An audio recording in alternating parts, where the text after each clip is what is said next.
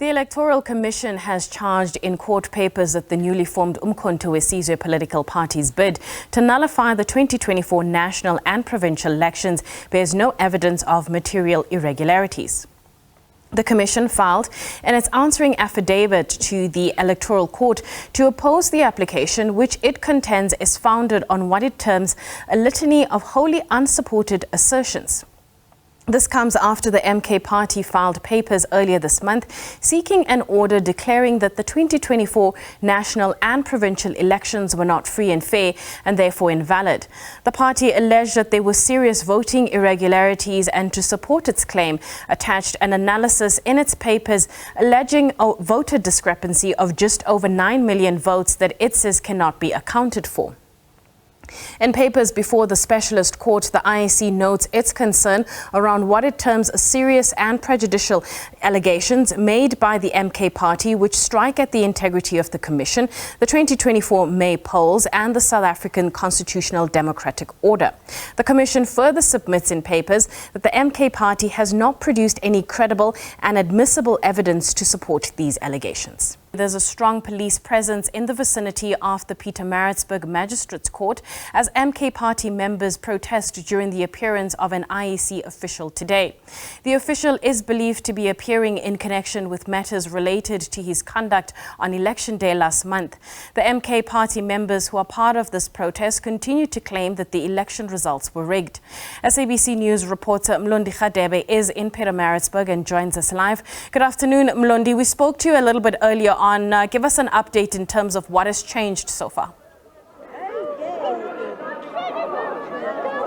Thank you very much, Nastasia. We're still here at the Pietermaritzburg High Court now, where the MK members have already handed over the memorandum to the management of the High Court. But next to me, we have Radebe, who's from the Mlondi region, who will briefly tell us about the memorandum that they handed over. Reggie, if you can just give us 2 pointers of that memorandum that you guys handed over to the court. Thank you. The memorandum, the gist of it was about the court case that was happening today, and against the backdrop that the ANC in KZN, the IEC in KZN declared the elections as free and fair. Now we are asking the IEC and the court, especially Deputy Chief Justice Maya, because she's the one that we have faith on, that how can the election be declared free and fair while one of the IEC or former IEC personnel is appearing here in the court. And also we have other cases that are pending to be heard in court. That is case 25 and 26 that was registered at Alexander Police Station. So we are saying to Deputy Chief Justice Maya, she must probe all the proceedings and all the actions that happened prior and after the elections, because we believe that it was orchestrated in order to deprive uMkhonto weSizwe and people of KwaZulu-Natal their rightful government, which is the one that is led by uMkhonto weSizwe.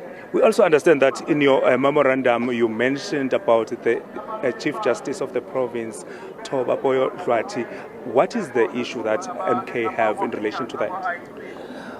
We have believed that she didn't conduct the first sitting of the legislature properly. She didn't allow people to vote secretly. Actually, she banned the secrecy law. But we cannot dwell much on that since the matter is still sub judice.